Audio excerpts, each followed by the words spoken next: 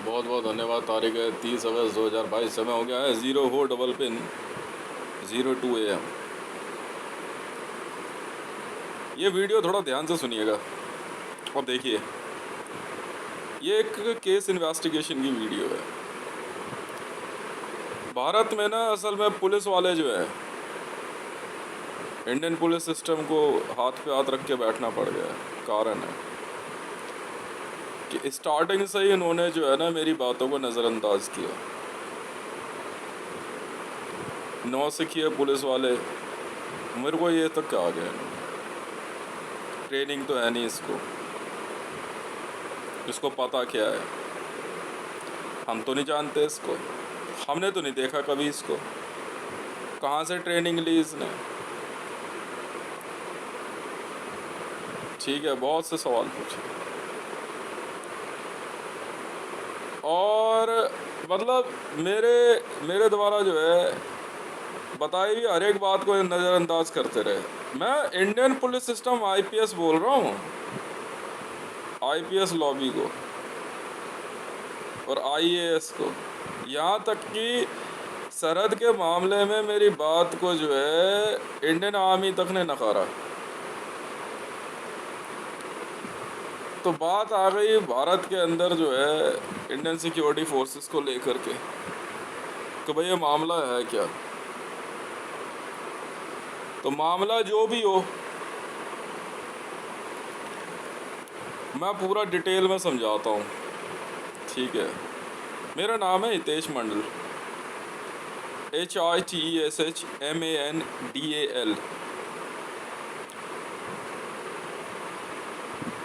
मेरा निवास स्थान है A204 छतरपुर एनक्लेव फेस 1 गली नंबर 5 नई दिल्ली 110074। मेरे पिताजी का देहांत हो चुका है। वो सेंट्रल पब्लिक वर्क डिपार्टमेंट में भारत सरकार के मुलाजिम रहे, उसके बाद रिटायर हुए। रिटायर होने के बाद 2 साल बाद उनका देहांत हो गया। उसके बाद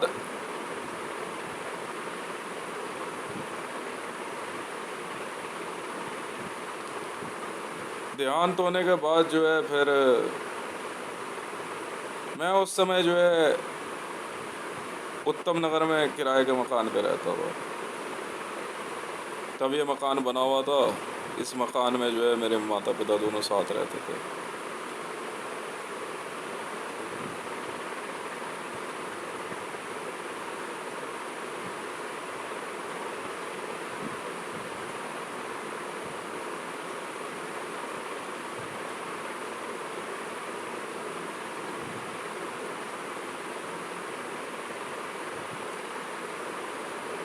तो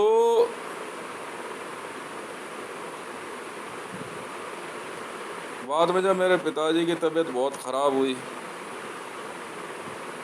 उसके बाद जब उनका देहांत हो गया फिर मैं यहाँ आके रहने लगा। उन्होंने ही मेरे को कहा कि आप इस मकान में आके आप रहो, ये मेरी आखिरी इच्छा है।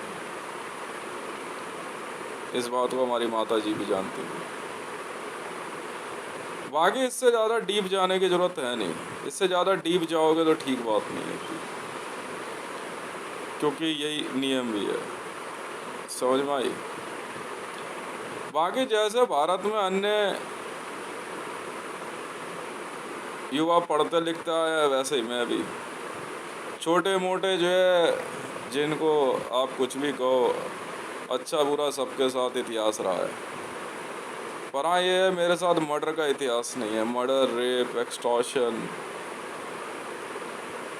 लूट, मतलब जिसे आप सीधे तौर पे आईपीसी में क्राइम कहते हो। नहीं, वो गली मोहल्ले के झगड़े तो पुलिस वाले भी कुछ नहीं बोलते, और ना ही किसी गैंग से कोई रिलेशन, ना मेरे कोई जानता, ना मैं कभी किसी से मैंने झगड़ा किया। अन्य भारत में युवा लड़कों की तरह मैंने भी कई बार नौकरियां भरी, सरकारी भी भरी। मेरे ख्याल से कम 15 या 20 बार सरकारी नौकरियां भरी है मैंने, पर सबका रिजल्ट जो है नीलबटा सन्नाटा रहा।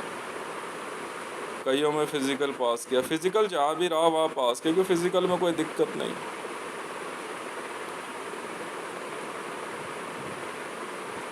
तो उसके बाद जो है ये काम इसी तरह चलता रहा अपना, ठीक है।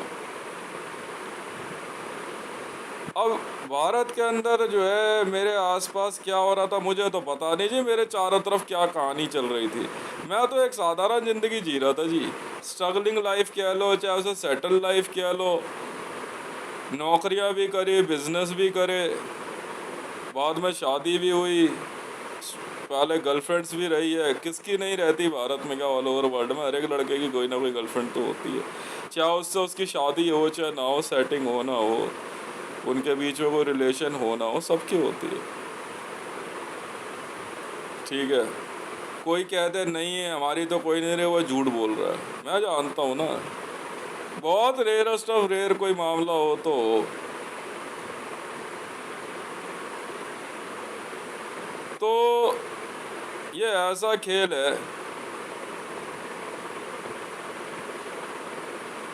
जो बहुत पहले खेला गया, चलता रहा ऐसे ही।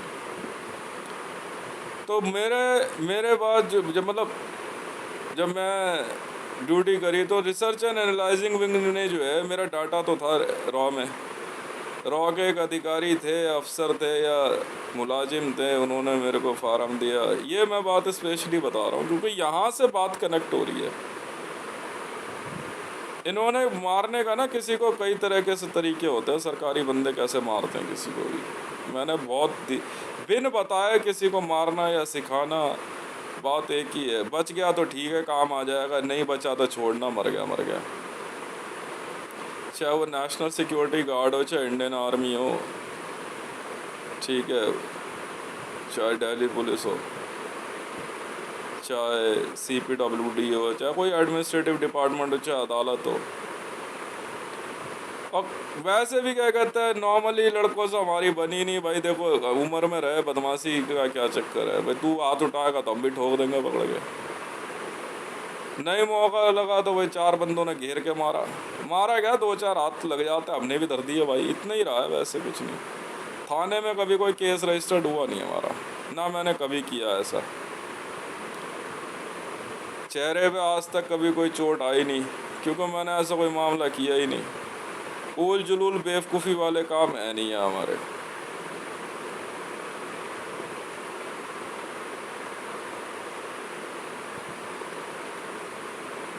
तो पुलिस ने जो है मेरी सारी बातों को सिरे से नकार के रखा। तो बहुत समय पहले की बात है कि रिसर्च एंड एनालाइजिंग विंग के एक अफसर थे, बताया उन्होंने मेरे को, मैं वहीं रहता था किदवाई नगर में, पापा CPWD में थे, तो सारे सरकारी फ्लैट ही थे, गवर्नमेंट ऑफिशियल्स को ही मकान किराए पे मिले हुए थे।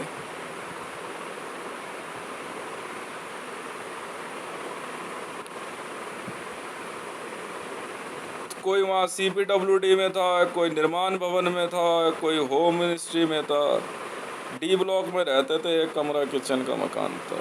तो सब के सब जो है आपका क्या कहते हैं 4th ग्रेड होता है ना, पर 4th ग्रेड में भी LDC हो गए, कोई UDC हो गए, पे स्केल बढ़ गया और अकोमोडेशन चेंज नहीं हुई। बाद में वहाँ से किदवाई नगर से हमारे को जो है 2 रूम का मिला नेताजी नगर में, DCAC कॉलेज है ना उसके ठीक सामने, DCAC कॉलेज के ठीक सामने वाला फ्लैट मिला हमारे को, एकदम सामने था DCAC कॉलेज के,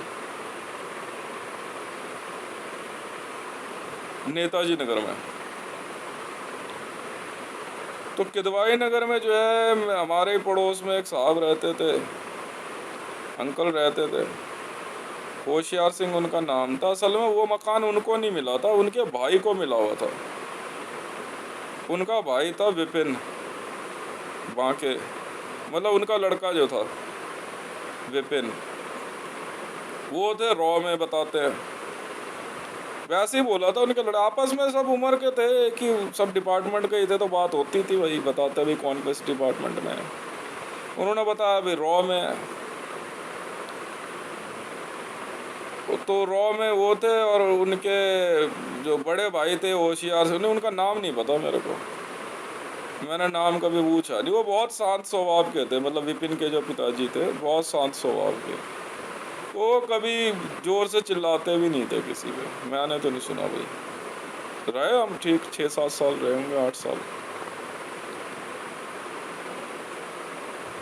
और मतलब 10वीं करके जो है मैं मैट्रिक में जो है मैं 96 में मैं किदवाई नगर गया रहने। उससे पहले ग्रीन पार्क में रहते थे। वहाँ पहुँचने के बाद जो है वो होश मतलब मैट्रिक, वहाँ फिर मार्शल आर्ट वगैरह सीखने साकेत आता था मैं। रही वही एक्टिविटियाँ रहती थी जो एक नॉर्मल जीवन में रही हैं। मार्शल आर्ट सीखा, फिर उसके मार्शल आर्ट में ताइक्वांडो सीखा, और उसके बाद फिर वहाँ पे जो है होशियार सिंह जी ने एक बार छत पे बैठे, उनसे बैठ के बात होती रहती थी, रनिंग वनिंग करते थे हम, तो उन्होंने बुलाया एक दिन मेरे को, कह रहे भाई ये फार्म पकड़ो, ये कागज कह रहा ये हमारे वहाँ से नौकरी निकली है। मैं उनसे पूछता था, मैंने कहा आपके डिपार्टमेंट में नहीं निकलती है? आपस में करवाते रहते थे ना एक दूसरे के बच्चों का, भाई तू यहाँ भर ले, तू वहाँ भर ले, कर ले जा करके। तो होशियार सिंह जी ने फार्म हमें पकड़ाया, हमने भरा, बाकी औरों को भी दिया, मैंने दिया नहीं दिया मुझे ध्यान नहीं। वहाँ से रॉ में भरा तो भाई रिजल्ट जो भी हो बता ही दिया था मैंने। तो रूम में कुछ अफसर आए, उन्होंने एक और फार्म पकड़ाया एग्ज़ामिनेशन रूम में, कहा भाई इसको भर देना, आप कहाँ के रहने वाले हो, भरवा के भेजो। कास्ट रिकग्निशन पूछी गई। वहाँ कुछ ने मेरे से पूछा भी कि या आपको ही क्यों दिया, सबको क्यों नहीं दिया, क्योंकि उसमें मैंने कास्ट भरी थी, ठीक है। तो रिकग्निशन पूछी, उसी के लिए था। अब सारी चीज़ें हुई बीकानेर हाउस से। तो वो विपिन के पिताजी जो हैं नॉर्थ ईस्ट के गवर्नर थे, वो lieutenant general governor general, lieutenant governor general थे वो। बहुत बड़ा रैंक था उनका। और हम लोग वहाँ कभी भी जो है ना, मेरी कभी सुपरवाइज रही नहीं। हाँ, वो अलग बात है कि आदमी सोचते हुए जा रहा है तो अलग है, और पर्टिकुलरली क्या है कैसे वो सब सुनते होंगे, क्या होगा। समझ में आ गई। तो ऐसे ही चलता रहा मामला। तो हम लोग जो है काफ़ी समय से जो है इस बात पे जो है डिस्कशन कर रहे हैं कि भाई मेरे ऑर्डर्स इतने लिखे जा रहे हैं, इस पर कार्रवाई क्यों नहीं हो रही। मैं बताऊंगा क्यों नहीं हो रही है, मैं पूरी बात समझाता हूँ। इन सबको जो है ना क्या कहते हैं, जो बात मैं बताने वाला हूँ आप लोगों को तब तसल्ली होगी, अब मतलब अब हो जाएगी तसल्ली। फिर काफ़ी समय बीता, दिल्ली पुलिस में भी भरा हमने, फिज़िकल क्लियर किया तो रिटर्न में रहेगा, चलो कोई बात नहीं। अभी परसों 4 दिन पहले बताया कि 48% नंबर के साथ, मतलब 48 क्वेश्चन मैंने सही किए थे 50% दिल्ली पुलिस के रिटर्न में। कह रहे भाई फिर क्यों नहीं पास है ये रिटर्न। इस बात पे बहस भी चल रही है वहाँ पे, परसों की तो बात है। नहीं आंसर शीट निकलवाई गई ना, कह रहा है 50 में से 48 सही किए हैं इसने कांस्टेबल के उसमें, तो रिजल्ट कहाँ है इसका। तो अब सुनते रहना ये मामला क्या चल रहा है। नहीं, इस बात की जांच चल रही है। आर्मी में भी गए, वहाँ भाई क्या कहते हैं रिटर्न में जो है, उसमें फिज़िकल में जो है क्या कहते हैं रनिंग में जो है फेल आया, फेल इन रनिंग। अच्छा जी कोई बात नहीं। ये तब से मामला चला आता रहा। बात आई का एजेंसी की, तो मेरे को होशियार सिंह जी ने बताया थी ये बात। कह रहे आप जानते हो भारत के सारे मामले कौन देखता है। वो रा का फार्म नहीं था, वो का फार्म था। अब आप समझे। मैंने कहा रॉ वाले देखते हैं, हम तो रॉ बोलते हैं।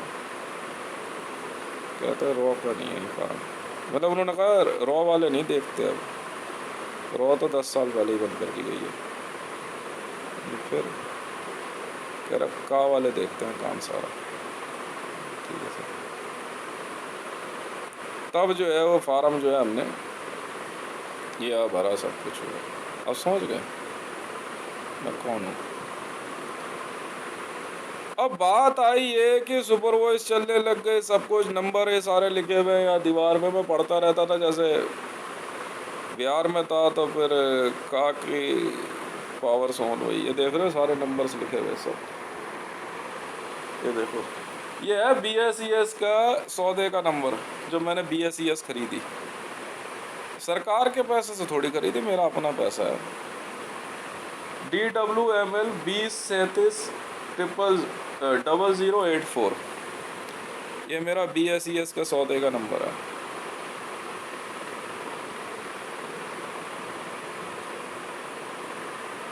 ठीक है, मैं सुन लिया, मैंने सुन लिया।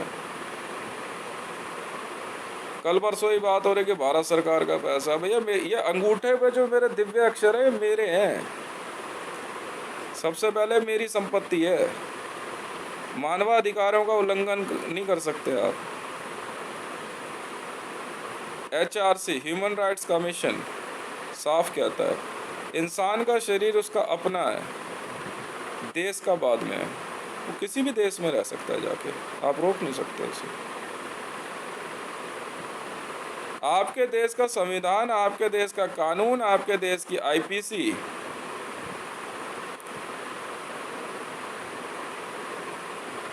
आपके देश का कानून, आपके देश का संविधान, आपके देश की IPC समझ में आ रही है?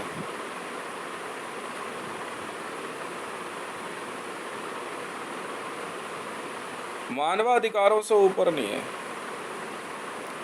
मेरे शरीर, देखो मेरे शरीर से बाहर कुछ भी है वो आप अपने देश के लिए क्लेम कर सकते हो।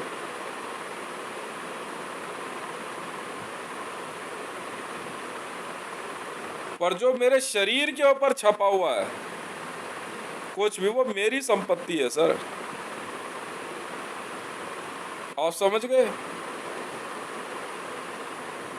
मानवाधिकार ये मेरी संपत्ति है सर। आपकी फालतू की दलीलें यहाँ नहीं चलेंगी, साफ सीधी बात है। अब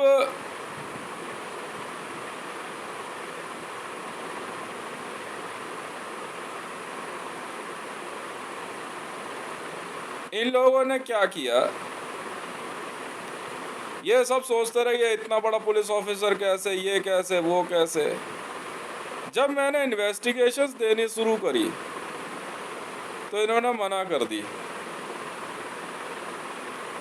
ये पहले ये लोग आसानी से ईरान के रास्ते, ईरान से इराक, अफ़गानिस्तान, पाकिस्तान, उज़्बेकिस्तान से जो है आसानी से ये लोग पैदल पैदल अफीम लगा के जो है कश्मीर आ जाते थे।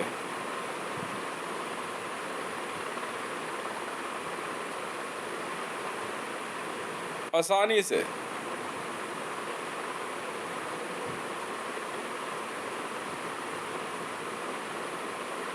तो 2020 के लगभग भाई मेरा पैसा सुपरवाइज मेरी चल रही थी। तुम कौन हो भैया?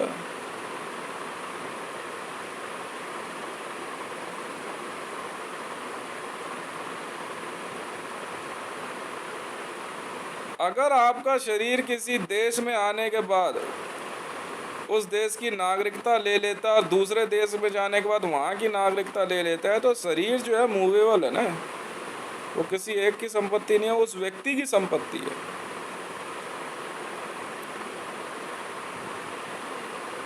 समझ में आ गई?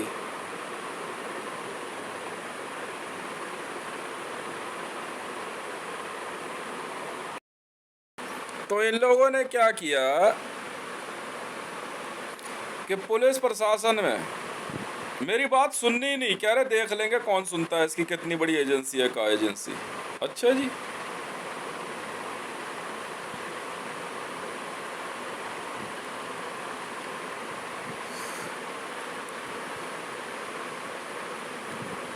अभी कुछ दिन पहले हमने एक बंदे की आवाज़ ट्रेस करी।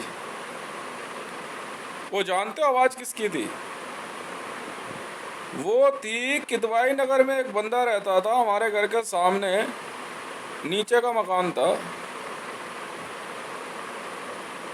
उसके लड़के का तो नाम पता है मेरे को, रतन नाम था, और दूसरे लड़के का नाम था चीना, चीना बोलते थे, कुछ ऐसे कुछ नाम था। उसके बाप की आवाज़ है ये।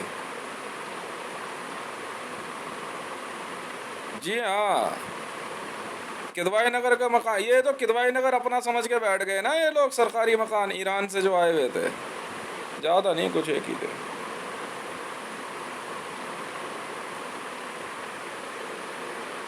ईरान अपना समझ के बैठ गए, ईरान के लोग किदवाई नगर अपना समझ के बैठ गए। एनबीसीसी ने तोड़ कर नया सब कुछ बना दिया, और भी टूटेगा वहाँ।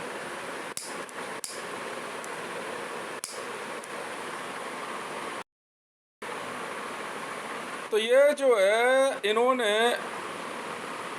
एनएसजी, नेशनल सिक्योरिटी गार्ड, अपने आप को पहाड़ी बता के पुलिस में, गढ़वाली बता के पुलिस में, गढ़वाल रेजिमेंट में। मैंने गढ़वाल रेजिमेंट इसीलिए सस्पेंड करने के ऑर्डर कर दिए थे क्योंकि गढ़वाल रेजिमेंट में ईरानी बहुत थे। पहाड़ के रास्ते आते थे, गढ़वाल और हिमाचल में रुक जाते थे।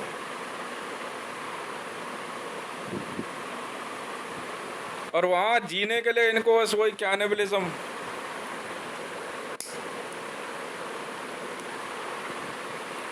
और सिख रेजिमेंट इसलिए सस्पेंड करी मैंने क्योंकि उधर से जो है सरदारों के वेश में मुसलमान जो है इस तरफ घुस रहे थे हरमिंदर साहब में। कहते भाई हरमिंदर साहब तो सबका, हम तो जाएंगे, फिर अंदर ही पड़े रहते थे, इंसानी मांस खाना और फिर वहाँ से बाहर निकल के आम जनता में शामिल हो जाना।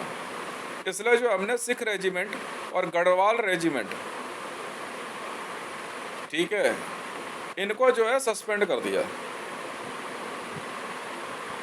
ख़त्म ही कर दिया। सस्पेंड मतलब इनके सारे अधिकार खत्म। और ये गढ़वाल रेजिमेंट में बैठ करके जो है ये पूरी देशद्रोही एक्टिविटी चला रहे हैं। मैं समझ तो गया था जब युद्ध के समय इन्होंने जो है गढ़वाल रेजिमेंट ने और सिख रेजिमेंट में कहा जी पहले पैसे की बात कर लो, युद्ध बाद में लड़ेंगे। मामला ये हुआ कि पीओके में IRA, ईरानियन रिपब्लिकन आर्मी, और पाकिस्तानी आर्मी, क्योंकि बाजवा भी खुद ईरान से ही था, कमर जावेद बाजवा, हाँ बिल्कुल ईरान से था। ईरान ने अपनी आर्मी पाकिस्तान में बढ़ाई और धीरे धीरे जो है ये काम ये करते रहे। इन्फेंट्री है IRA, और पीओके में जमावड़ा बढ़ता गया।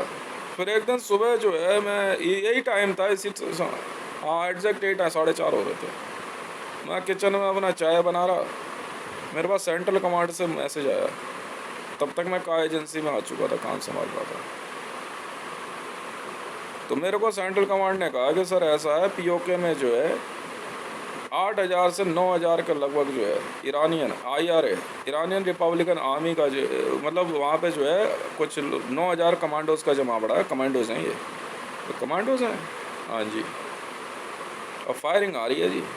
मैं कहा जवाब दो, मार मुर्गे फेंको। मैंने बुलाओ NSG, मैंने NSG, स्वाट, मार्कोस और पैरा SF, मैंने चारों यूनिट को बुला लो। मैंने कहा करो कार्रवाई, ख़त्म करो। ये बात जो है क्या कहते हैं, भारत में मिलिट्री जनरल नरवाना को भी बुरी लग गई।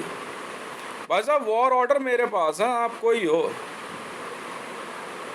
आप कोई हो, वॉर ऑर्डर मैं दे सकता हूँ। सरहद के उस पार जाने के और फायरिंग के ऑर्डर मेरे हैं, मेरे अलावा कोई नहीं दे सकता। इसलिए बाद में हमने NSG को जो है ना सस्पेंड करने का मतलब पूरा मन बना लिया, किसी भी समय में NSG ख़त्म करेंगे। नहीं, मार्कोस नंबर 1 पे भारत में, मार्कोस वाले निकले एकदम झकास बंदे। मार्कोस वालों ने जो है और पैरा SF ने जो है, नहीं स्वाट वाले भी दोगले निकल गए, बिल्कुल निकल गए। NSG ब्लैक कैट वाले जो है ये और स्वाट वाले, ये महादोगली नस्ल निकल गई, महादोगली नस्ल। युद्ध में होता है युद्ध में जो है ना, किस माँ ने सपूत जना है ये अपने आप पता लग जाता है। साफ बात है। ठीक है, हम का एजेंसी के लोग, हम कपूतों को बड़े अच्छे से पहचानते हैं, आराम से पता लग जाता है। नेशनल सिक्योरिटी गार्ड वाले इतने महादोगले निकले, इतने महादोगले निकल गए भाई साहब, कि ये तक कह दिया हमारे को कि जी ऐसा है, जहां ब्लैक यूनिफॉर्म होगी ना वो हमारी यूनिट है। मैंने ISIS कह रहा, वो भी हम ही हैं। अच्छा जी,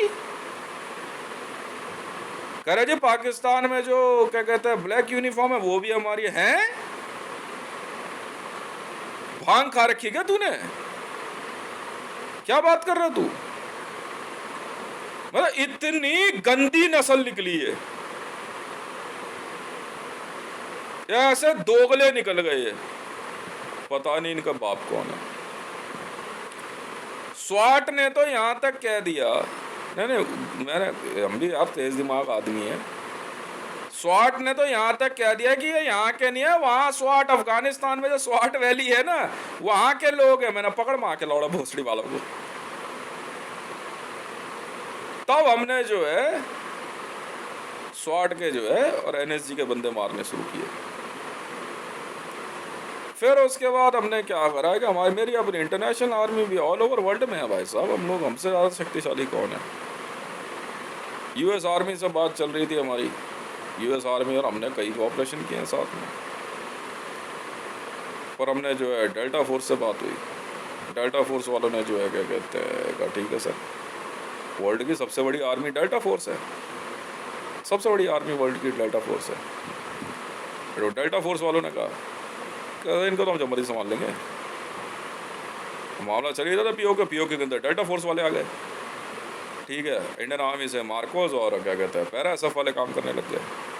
अब पैरा SF को जो है क्या कहते हैं एक बात कहने लगे, भाई मैरून बटालियन है तो मैरून है तो क्या कहते हैं मुसलमानों का रंग होता है, मैरून भाई किसने कह दिया? मैरून की ताब और ये भाई तू साइड जा यार, मार मूर देंगे हम। बात सिर्फ यहाँ पे भारत की रक्षा करने से जुड़ी है। तेरी माँ का यार कौन है उससे कोई मतलब नहीं है हमें। तेरी माँ किसके पास सो के आई और तुझे किसने पैदा किया, हमें उससे कोई मतलब नहीं है। तेरी माँ किसका बिस्तर गर्म कर रही थी, जैसे स्मृति जुबिन ईरानी, कासिम सोलोमनी उसका यार है और जुबिन वो बेंजामिन का दोस्त उसका यार है, वो किसका बिस्तर गर्म कर रही है उससे हमें क्या लेना देना? सही है गलत है? अभी की बात कर, POK में क्या मामला चल रहा है। तो मोदी को इस बात का बुरा लग गया कि भाई ये 40-42 साल की उम्र का बंदा है यार, ये वॉर ऑर्डर इसके पास कैसे है? अरे यार भाई तेरे नहीं समझ में आ रही, तेरे खुजली है क्या दिमाग में? तू प्रधानमंत्री है उससे कोई फर्क नहीं पड़ता, तू राष्ट्रपति है कोई फर्क नहीं पड़ता, तुम सिर्फ नौटंकी के पात्र हो। तुम सिर्फ नौटंकी के पात्र हो और कुछ नहीं। Democracy is a biggest drama और कुछ नहीं। इतनी सी बात समझ नहीं आ रही तुम्हें? रियलिटी के खेल कुछ और हैं।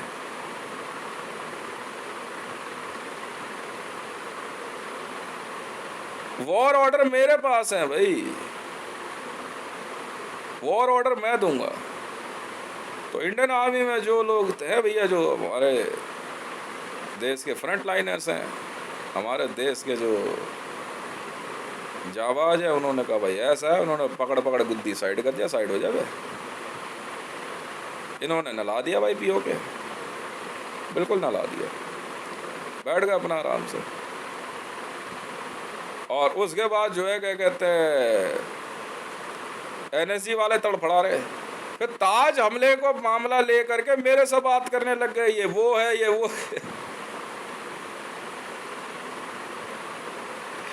मुझे पता था कि यहाँ पे पुलिस वाले भी दिमाग लगाएंगे, ये पुलिस में कैसे है। मैंने इंटरपोल बुला ली। तो भारत में जो अरेस्ट का काम चल रहा है, अभी सोमालियन पुलिस वाले काम कर रहे हैं। सोमालियन पुलिस है, नहीं पुलिस तो पुलिस है, मैं सेंट्रल एजेंसी भाई साहब, सेंट्रल एजेंसी CA। तब मेरी देखा देखी जो है, अमित शाह ने सीएए का फितूर पाल दिया, जगह जगह बैनर लगा रहे सीएए एजेंसी, बीजेपी वालों ने। मैं हटाए इनको। तो ये बात, अच्छा इसमें सबसे बड़ी तीसरी गंदी नस्ल पता है किन की निकली? दिल्ली पुलिस की सबसे बड़ी गंदी नस्ल। मतलब इनकी माँ का यार कौन है या इनका बाप कौन है किसी को नहीं पता। कह रहे भाई दिल्ली पुलिस में तो सब वही होते हैं जो अनाथ होते हैं। शाबाश।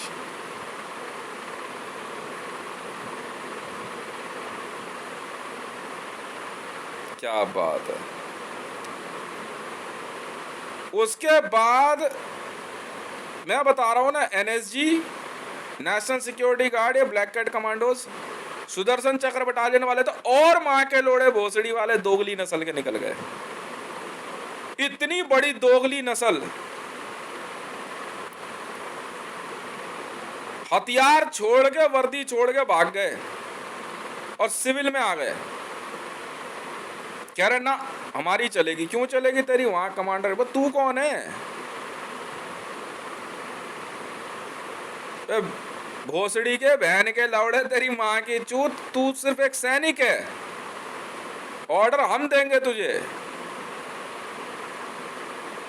वो कहता जब तक मैं जब तक मैं उसकी बेटी से शादी ना कर लूं तब तक ऑर्डर फॉलो नहीं होने देगा। बताओ बहन के लौड़े, तू लौंडिया सप्लायर है क्या?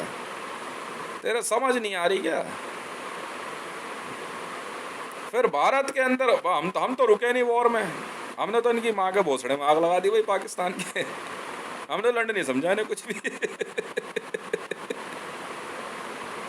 माँ के लौड़ों को मार मार के बहन के लंडों को सीधा ही कर दिया।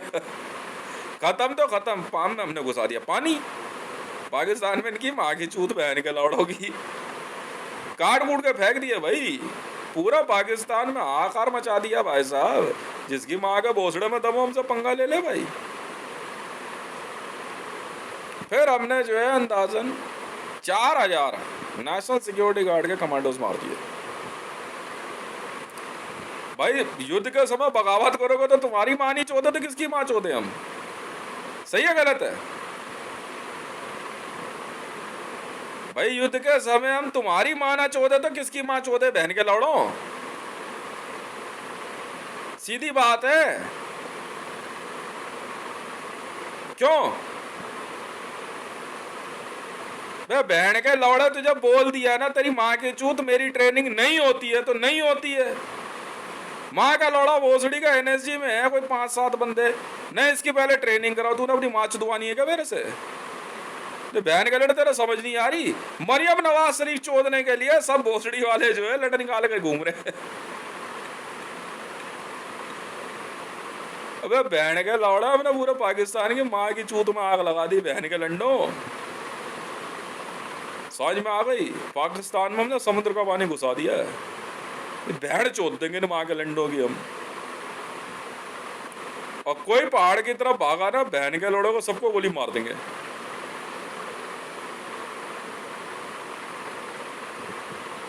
पर बाद में इन्होंने भारत को कमजोर करने के लिए पिप्पा पार्टी शुरू कर दी। पिप्पा में फिर एक और हमारे बंदों ने भी वही नियम खेल लिया। जिसने गलती करी उसी की गांड में गोली लगी, उसी की गांड में गोली पड़ेगी। बटालियन में सीआरपीएफ वाले सबसे आगे निकल गए। हाँ, सीआरपीएफ वाले सबसे आगे चल रहे। सीआरपीएफ वालों ने इनकी बहन की लोड़ों की माँ चोद दी एक एक की धर के पाकिस्तान में। फिर हटे नहीं घुसा दिया ना पाकिस्तान में, समुद्र का पानी घुसा दिया। माँ चुनाव बहन के लौड़ो तेरी माँ की चूत। अभी इसराइल में घुसा रहे। हाँ, ज्यादा टाइम थोड़ी लगता है, फटाफट मारे भाई साहब। और क्या, आरडीएक्स का सुपर डोज दे दी। आरडीएक्स की बना दी टनल इसराइल तक, घुसा दिया समुद्र का पानी एक तरफ से। ऐसे ही पाकिस्तान में घुसा दिया पानी हमने ईरान की तरफ से। टनल बनाई, पानी चढ़ाया ऊपर और घुसा दिया पूरा पाकिस्तान में। माँ चुदा ना बहन के लड़ा भोसड़ी का। पागल समझ रहा है क्या तू? है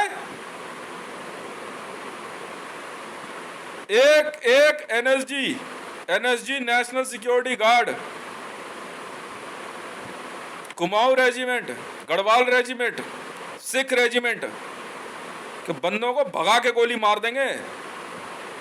समझ में आ गई? ऑर्डर है ये। और दिल्ली पुलिस के एक एक बंदे को भगा के गोली मार देंगे। एक गढ़वाली जिंदा नहीं छोड़ेंगे, बहन के लौड़े भोसड़ी वाले दोगले कहीं के।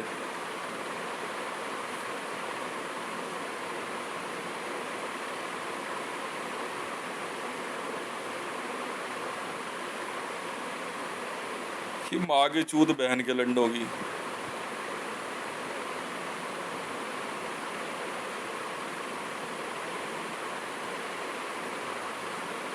मारने तो मारने, बहन के लौड़े इनकी माँ की चूत सालों की ओसड़ी वाले। पीओके का मामले में जब हमने जिस दिन पीओके क्लियर कर दिया, लगा हमारे को 3 दिन का टाइम लगा, इससे ज़्यादा नहीं। 3 दिन में हमने पीओके क्लियर कर दिया पूरा। क्लियर करके पीओके हमारे पास आ गया। हमने कहा न्यूज़ क्या, कुछ न्यूज़ चैनल की बहन के लौड़ों की बहन चुदरी जी न्यूज़ वालों की हैं। उनको कई बार मैसेज, साहब के ऑर्डर है। भाई ये साहब कैसे है, ये क्यों नहीं हो सकता? वो कोई है कैसे, यहाँ लिखा है ना साहब के ऑर्डर है। बोला ना, बोला तेरे को तो नहीं सो जाए तो माँ चुदवा ना फिर अब अपनी। एक एक बंदे को मार देंगे जी न्यूज़ के।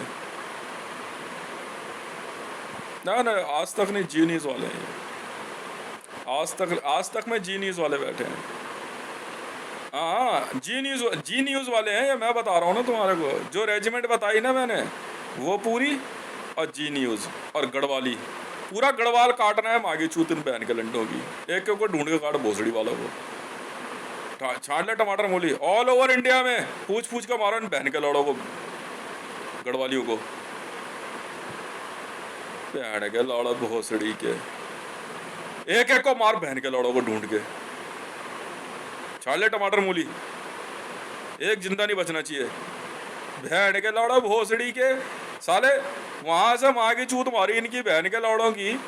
पहाड़ से वहां बहन के लौड़ा, ड्यूटी तुम्हारी है, गांव तुम्हारा है। बाहर का बंदा कैसे आ गया वहां? वहां की चूत तुम्हारी बहन के लौड़ा सरदारों और हनुमंतर साहब की। पाकिस्तानी कैसे घुस गया वहां? वहां का भोसड़ा तेरे गुरु नानक की।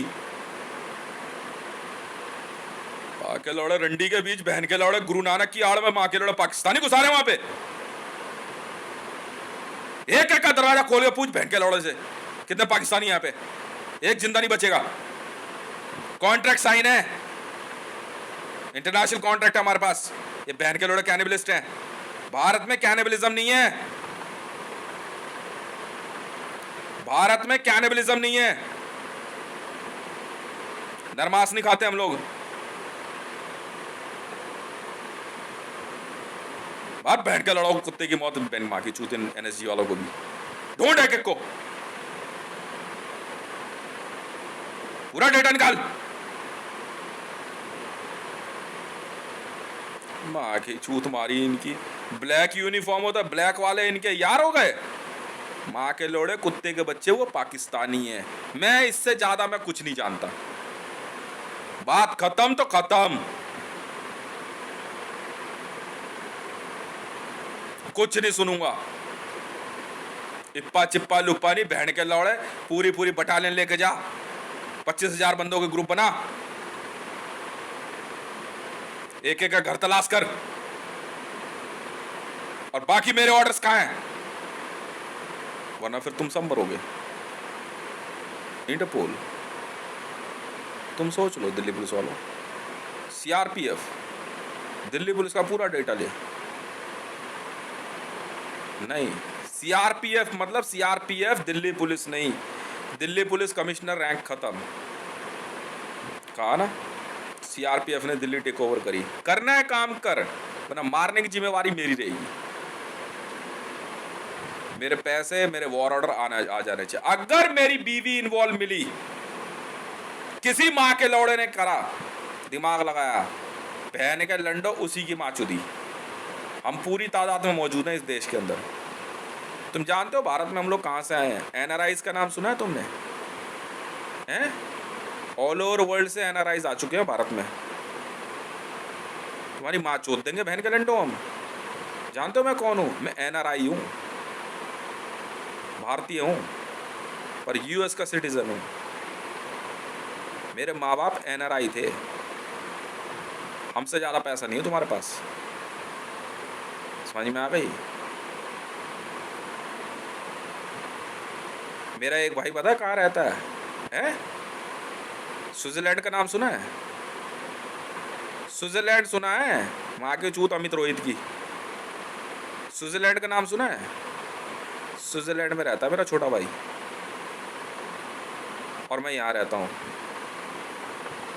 वो बचपन से वहाँ पला बड़ा और मैं यहाँ पे। समझ में आ रही है? तुम्हारी माँ के भोसड़े में आग लगा देंगे हम। बहन के लोड़ो बेताज बादशाह है हम पैसे के मामले में। ये माँ की चूत बहन के लड़ भिखारियों की। सोच रहे कि भारत को बचाने के लिए कोई आएगा ही नहीं, और हम माँ चुदवाने के लिए बहन के लड़ो दूसरे देश में बैठे हुए हैं। समझ में आ गई? इतनी तादाद में तुम सोच भी नहीं सकते। माँ चोद देंगे ना बहन के लंडों की एक एक की।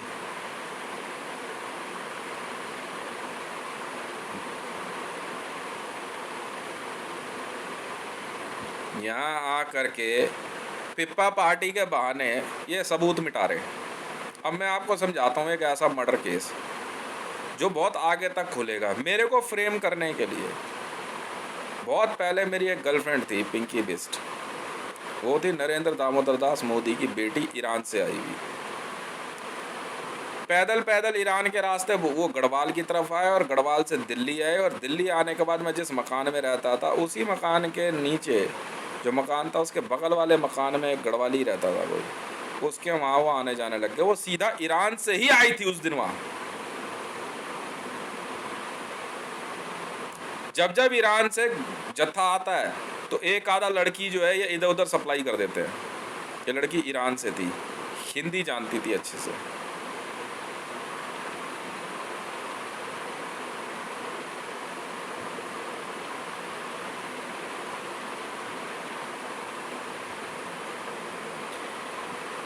उसके बाद इन गढ़वाली, ये गढ़वाली नहीं ईरान के हैं, जो मेरे मकान में ममता नाम की लड़की रह रही थी, ईरान से थी। हमें क्या पता भाई गढ़वाली बोल रहे हैं अपना, भाई आईडी वाईडी बना लिया, वहीं तक जांच होती है। इन्होंने सबूत मिटाने शुरू करे। मेरा घर खोल के कैसे खोला गया मैं आपको दिखाता हूँ। आपको जान के हैरानी होगी, मैंने अपना मकान किराए पे दिया। मेरा मकान किराए पे लेने वाला मनोज बिस्ट और उसकी बीवी ममता बिस्ट, और कॉलोनी वालों